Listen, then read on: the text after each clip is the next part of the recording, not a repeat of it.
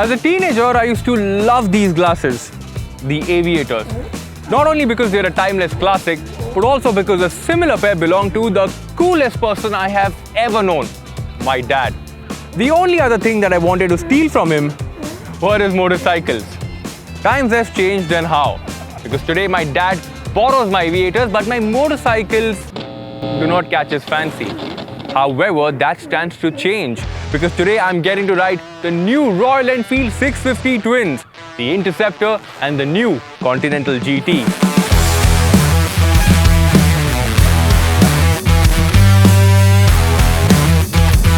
Before we begin the review, remember to hit the bell icon for all things motoring and to be eligible for the Vivo Next giveaway.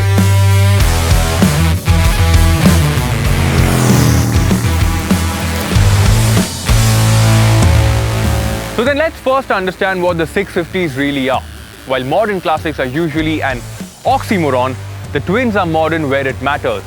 This, the first ever made in India 650cc parallel twin engine. Then of course it's classic with its old school British styling.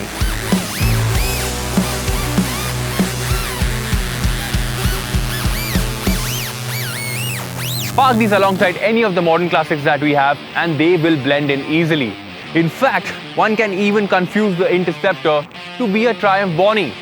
There's no dearth of modern classics in the market today. Ducati, Triumph and even Kawasaki's in the game now. But Royal Enfield's got a trick up its sleeve. The Twins want to stay simple and at an accessible price point. It has a simple double cradle frame built around a simple parallel twin engine. It has an oil cooler and no riding aids except for dual channel ABS and a slipper clutch. The SOHC motor is fed by a Bosch EFI system and it makes a decent 47 bhp at 7,100 rpm and 52 Nm of torque at 5,250 rpm. But is that enough to keep you entertained?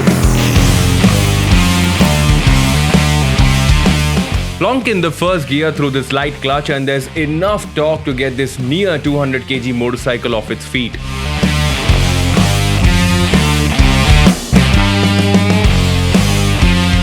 Now Royal Enfield say that almost 80% of the torque kicks in at 2,500 rpm, so the low and mid-range performance is engaging. The shift for the rest of the gearbox is pretty smooth as well. Now both these motorcycles use the traditional cable system, but the response is on point.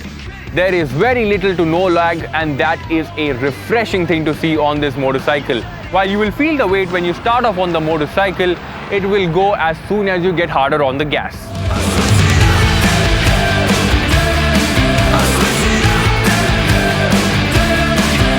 Push the Interceptor further and you will realize that it can pull and pull quickly. But what welcomes you is the firing order of this 270-degree crank. It almost sounds like a 90-degree V-twin instead of RE's distinct thumb. In fact, we've made a separate video on that and you might want to check out by clicking here. The Interceptor though is meant for laid-back riding. You are most likely to be revving it as much only when you want to overtake a barrage of vehicles. Normally one wouldn't associate refinement with Royal Enfield, but the Interceptor has left me pleasantly surprised.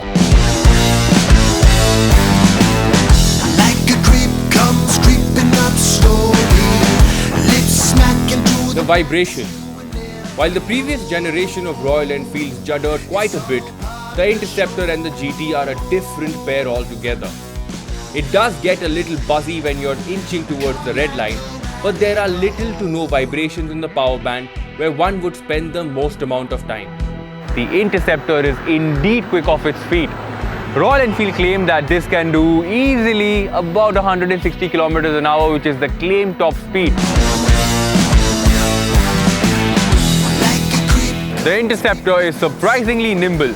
You can throw it in corners, but the Pirelli Phantoms do take a while to heat up. Mind you, they aren't the same pair that you see on the Triumph Bonnie. These are made specifically for the Twins and will be the same set available across the globe.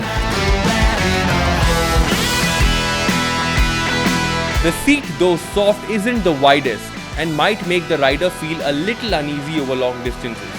But that, along with the heating, remains to be tested at a later date.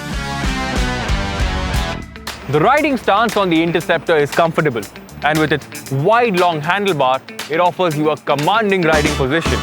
The Continental GT has a lower seat height, but it has a more committed riding posture, all thanks to the clip-ons as well as the rear set foot pegs.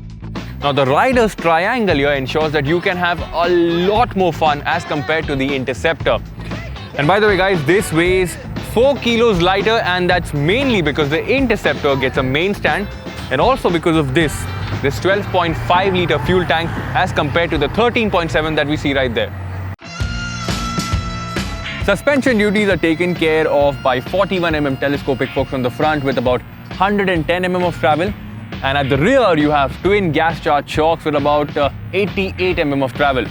Now when we talk about the ride quality, it is a bit stiff on the GT. While it's all fun around here on the roads as well as around the canyons, this definitely needs a better test setting back in the country. While the Interceptor offers the same suspension unit, the preload is set slightly towards the softer side. It is not the most plush setting, but the overall ride quality is better than the GT. The brake setup is similar on both these motorcycles, which means they're coming with discs on both ends. They offer great bite and stopping power, and both these motorcycles are going to come with ABS as standard. While we cannot talk a lot about the brakes on these roads here, we would love to do a deceleration test back in India. So remember to stay subscribed and stay notified for our future videos. Hey child, listen what I say. Okay then, time to sum it up. Now both these motorcycles are definitely fun to ride. While they're based on the same platform, the difference is possibly in who they are aimed at. The Interceptor 650 then is probably the best upgrade for an ardent Royal Enfield fan who has been waiting for a bigger, more capable Royal Enfield.